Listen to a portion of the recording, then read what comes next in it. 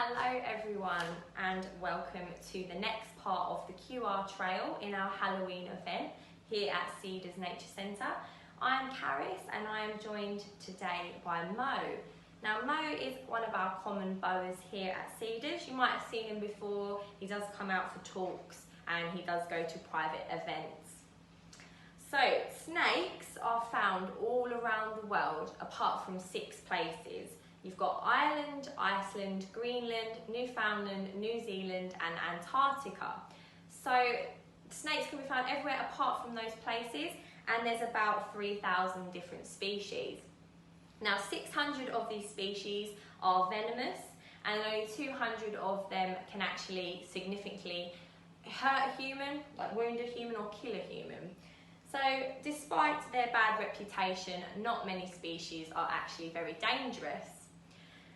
Now this is as I said, a common boa, but their scientific name is a boa constrictor. Now this comes down to how they hunt their prey. Now Mo here, what he would do is he would hunt down the prey, he would sniff them out using his tongue. As you can see, he just pulled it out then, just on cue.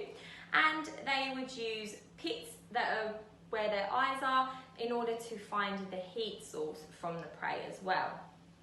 So he would sniff them out, he would catch them up, and then he would suffocate them by tightening up his body around them until they suffocate.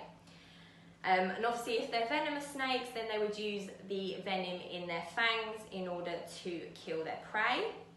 Now snakes are very, very clever. They can actually eat prey 3 times bigger than their head is wide.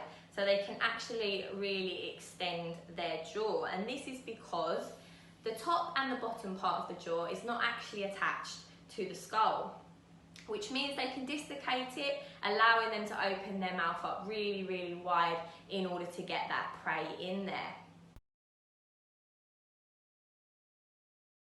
They are covered in these amazing scales. Now, they've got a bad reputation for being quite slimy. They are not slimy at all. They're very, very smooth and very, very beautiful. Now, I actually do have a shed that I bought in from home. I keep it in a photo frame, that is why it is flat like this. But you can probably see on the camera the eyes, and that would be the head. It's a little bit scrunched up because it's been in a photo frame, but it's a very cool thing to keep. So these scales are very important. They keep in moisture in arid climates. So when they're out, they can keep in all the moisture that they come across, because obviously in arid climates there is not a lot of it around. It also allows them to move very friction-free on the floor, so they can just glide along. Now when you're stroking a snake, you have to be very careful because their scales are very, very fragile. You can easily damage a snake. So you have to make sure you're always stroking in the direction of the scales. So generally from the head to the tail is how you would stroke them. Now despite people thinking they're slimy, they're actually very smooth and very, very lovely to stroke. So guys, when you're doing the Cedars Trail around the park, make sure you look out because you might actually find snakes out there in the wild. Here in the UK, we have snakes of 3 different species. We have adders, we have something called a smooth snake, and we have grass snakes. So you might be able to find them around. There's also slow worms that we find in the UK, which often get mistaken for snakes, but they are very different if you look closely at them.